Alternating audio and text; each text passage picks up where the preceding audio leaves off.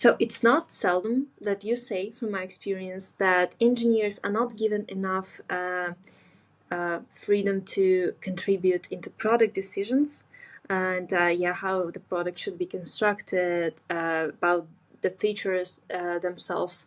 So why do you think this practice still stands when engineers are kind of cut out of the main decision-making flow about the product? And do you have real-life examples of how, when the situation was reversed and engineers were given a chance to contribute, they were able to change a product for better and optimize something, so their contribution was valuable? Of course.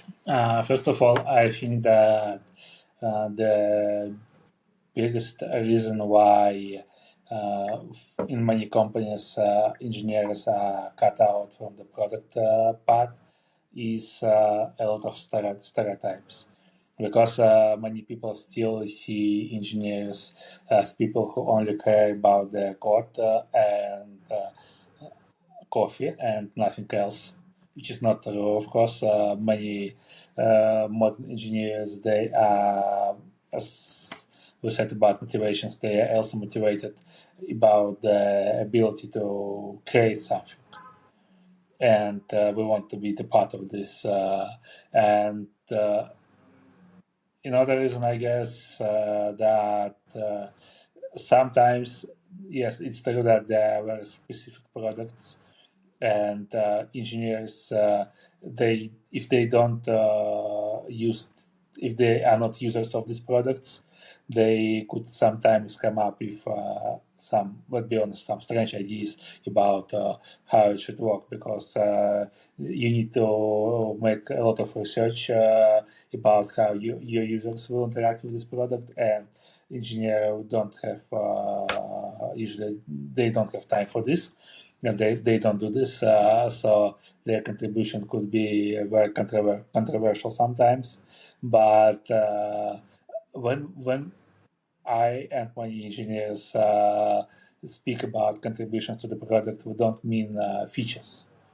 We mean that sometimes, for example, we could say that there is, like, for example, take iPhone. If you ever saw first mock-ups for the iPhone, you would be surprised how different it is. They were from it is now. It was even this ring with digits on it instead of this wonderful touch screen. And in Apple, the project with touchscreen display exists.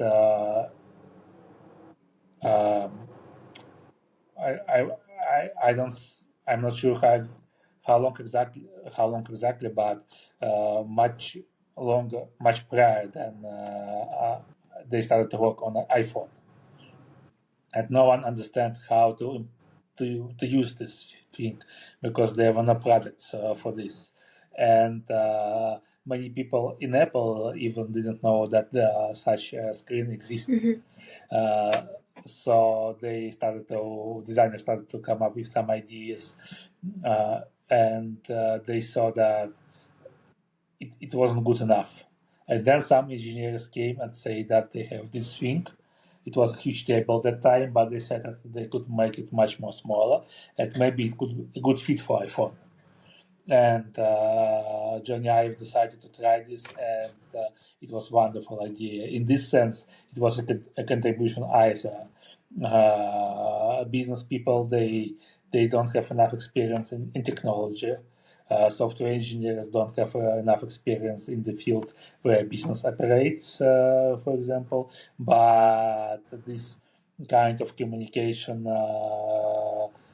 this union where business and engineers work together, it what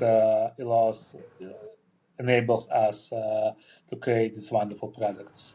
So I would totally agree with you on this one. I had a lot of cases as a product manager where engineers' contribution was very very valuable because we could just accelerate significantly our time of arrival for a feature by just altering design a little bit. So this is like the main thing they've done. Also, in terms of like backend development, they were able to give some advice on how we should, without any loss in user experience, alter things a little bit to again either accelerate development or make it for it to make more sense in a scaling, for instance, so we don't have any problems in the future.